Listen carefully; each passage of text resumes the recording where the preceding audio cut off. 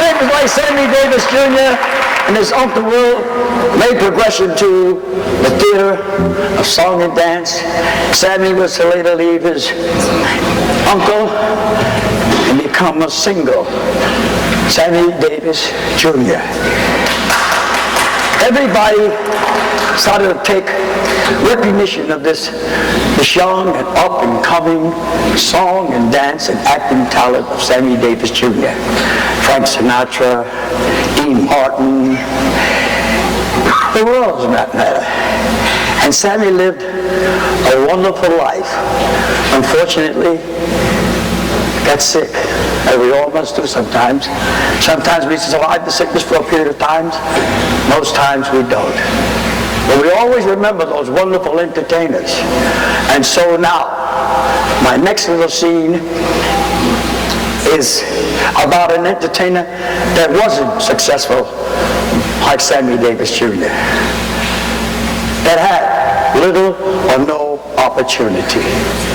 But he was wonderful. He was a great entertainer. So, if I may, I want you to come backstage and watch this old man at work. Hold on. Do I have a chair here somewhere? Chair, chair, chair. I suppose I have a chair. Okay, you can put it on there. So, watch.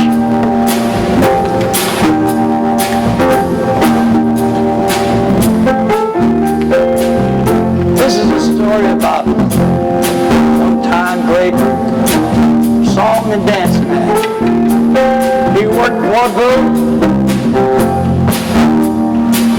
nightclubs, and everything. No opportunity. Finally, television came in. And when television came in, they no longer needed he or his talent. Forgot about him completely. In the meantime, this man had set up a wonderful family, a wife, 4 children, had a nice, wonderful apartment in New York, trying to make a lot of money, send his family off to school. Didn't happen. What money he had was soon gone. He had to find a way to make a living. So, he goes back to these same people that remembered him a long time ago. He starts begging, please, I need a job. I got to take care of my family. Look, I'm a showman. You know, you remember me, don't you? But this shoe was everybody. Total success. No piano, please. No success. So what happened was, he went back to the shoe business and he said, Jake Lee, I'd like to have a job as an entertainer. You remember me, don't you? Stumpy, Harold Cromer? He says, yeah, I remember you guys. You guys are great. I said, well, wait a minute. Look, I need a job. I got to get in the show. He says, well, okay, come by the theater tomorrow. So he feels good. He goes home and tells his wife, hey, I got the job. I'm going to do it. So he goes back to Schubert Alley, knocks on the Schubert door. Hey, Stumpy, how you doing? He said, well, I'm ready. Where do I start? He says, they give him a mop and a bed. Wait a minute. I thought you wanted to give me a job to work in the theater, on the stage. You know, singing and dancing like I used to do.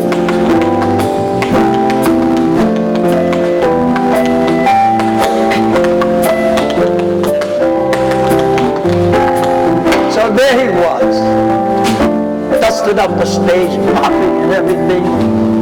And he worked a lot of Broadway shows, always on stage, but it was a mop and pail man, cleaning up the whole place. What a miserable way to make a living. A guy like him, he didn't have an opportunity at all.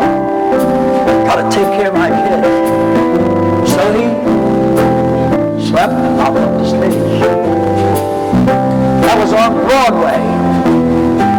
On Broadway.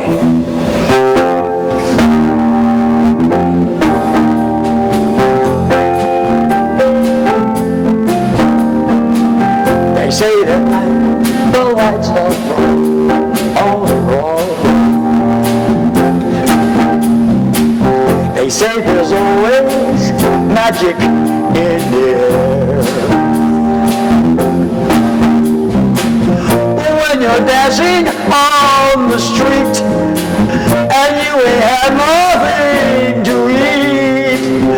All you got is one that died, and one that died wouldn't even shine your shoes. On Broadway. Hey, you know what I'll do? I'll take the shining shoes. I'll sell newspapers. That'll help me, right? Hey, mister! Want the news? The Mirror? How about the Mirror? How about the New York Times? How about a Shine? On Broadway. Oh, God. Well, that was my life. It was 1929, and I'm born in New York City, at Sloan's Hospital, raised in Hell's Kitchen, one of the roughest spots in New York City has ever known. Produced some of the greatest, biggest monsters anyone had ever known. They did all these great shows you see now on Broadway, Las Vegas, Chicago, even here in St. Louis, they had a big place where they did their own show. These are the guys I grew up with. We had Italian, French, German, Yiddish, Spanish, a few Schwarzes. Now we were the Schwarzes in the whole place. I'm born a twin, a girl. Her name was Hattie. And then we had 8 children in the family. Boy, was it rough then. It was 1929. I was tap dancing on the street, roller skates. While playing hockey. And you know the odd thing was, I was 2 blocks away from Broadway. So one day, I was dancing on the street, 42nd Street, with my shine box and dancing at the same time. This man walked up to me and says, "Hey kid, I saw you dancing." He says, "Can you speak? You know what language? You know any French?" I said, "Certainement, monsieur, mesdames, certainement. Je ne danse qu'à tête, s'il vous plaît, maintenant, comprenez?" He says, "You do speak French?" I says, "Of course I do. Neither was I speaking French, but I did.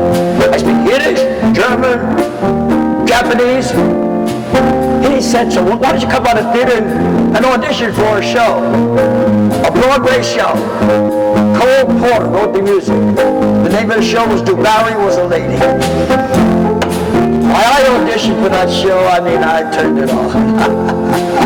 When they came to the big words, I knew them all. They wrote it down, I could read it, I was okay. The lady they had me performing with on Broadway was the greatest on Broadway, Ethel Merman.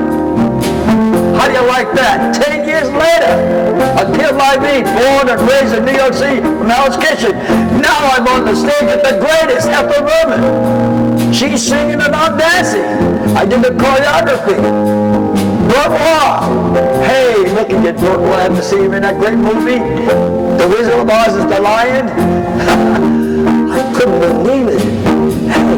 Hey, Harold, you really realize that you're on the stage with that great man, Burt Law?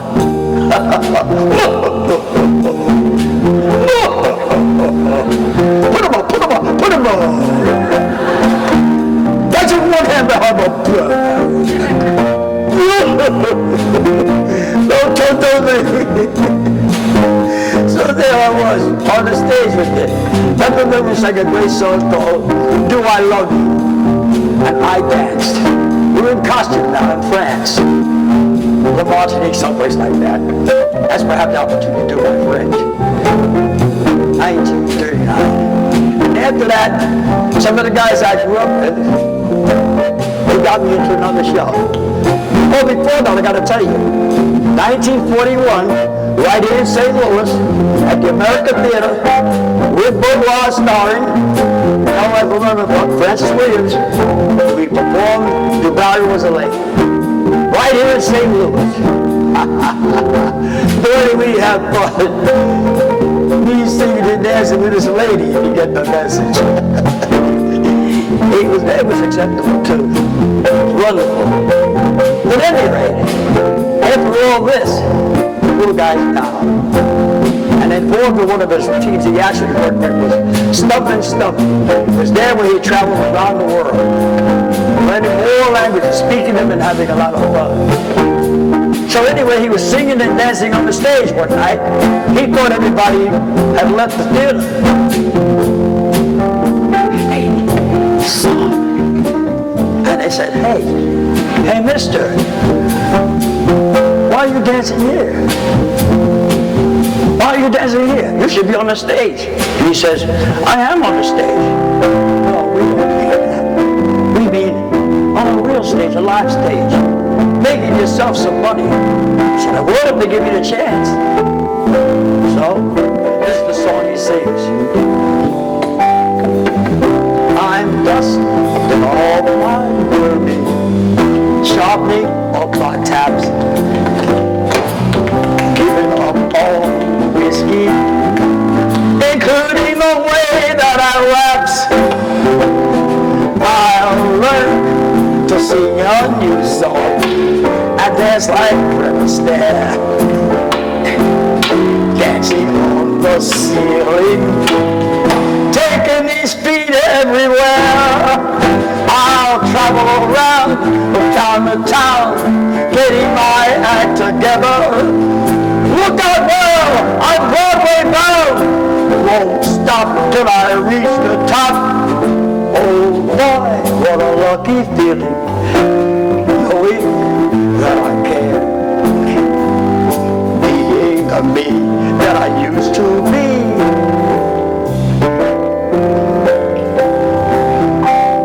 To be or not to be? That is the question. It's nobler than the arts of the slings and arrows that are thrown at some worthy, unworthy, slimy, scurvy knife. Well, that won't be me, sir. But I'm having myself a good time of land. Part of it, anyway. Not exactly as it was just said, but you get the idea, I suppose. So, that's it. And so, ladies and gentlemen, like I mentioned, in celebration of this great man, who, amongst 1,000 other great entertainers, wonderful performers, who ever had the opportunity, we dedicate this song to the late Bill Bojangles Robinson, Sammy Davis Jr., who passed the ball on to Gregory Hines. And Gregory Hines, I don't know.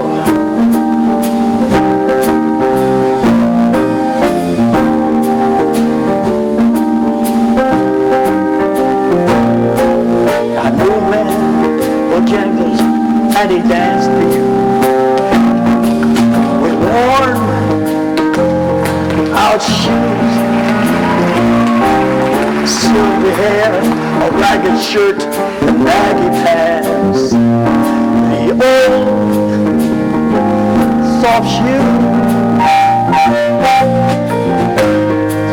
He jumped so high, Lord, so high. Then he lightly lit down.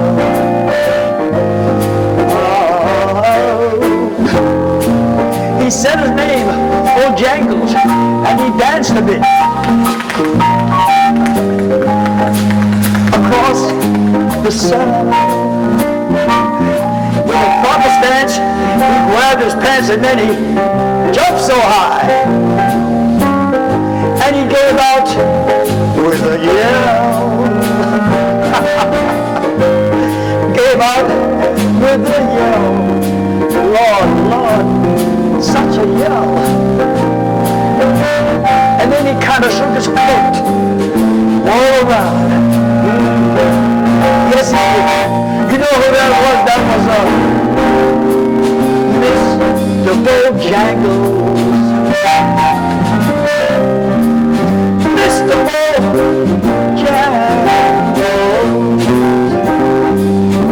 Mr. Bojangles.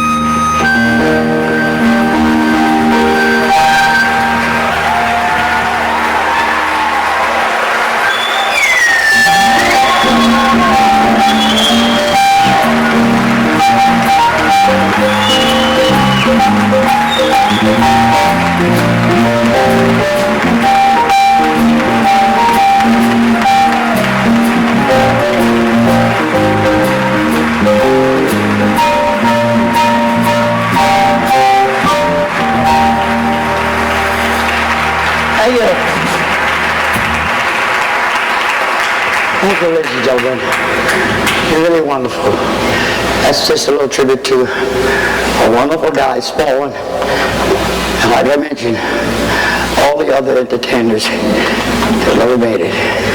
And so, after that gentleman dusted off his derby, he became big again. Not so much a dancer, because years have passed by. So, he meets up with somebody and says, I'd like for you to choreograph a number for me. And he did. So we tried it out in New York. They liked it. We tried it out in Los Angeles. They liked it. And we say, we're going to give it a little go here, see if Robert L. Reed likes it. So, my little reconstruction is a wonderful little girl. She's about 15 years old. And she helped reconstruct this Italian number called Opus Number 1. Hey, Sarah Reich. Sarah, here she is, Sarah. Get the other kids ready. We're going to show you. This is a rehearsal. All right, okay. Come on out, kids. Come on out, walk slow. This is it. Get down close. This is it. We're going to do a thing for you called Opus Number 1, starring our little girl, 15. Sarah Reich, take them through their faces. Let's see if this is a rehearsal.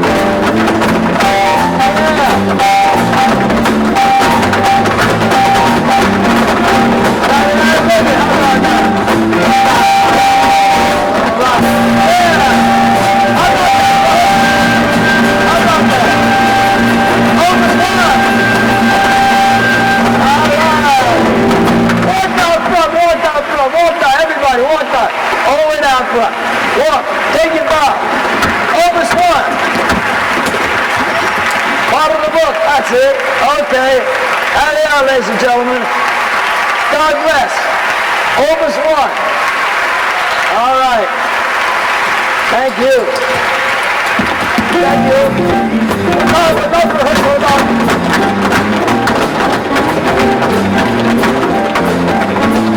All right. Robert Reed's kids. That shows you where you can take it.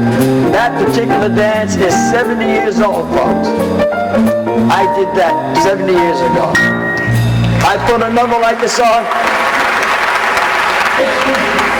and it's on film, 1938. So that's it. And I want to thank you very much for the appreciation of that. So now, but you know what? This concludes the first act. But we have a second act coming up. It's going to be pretty hot.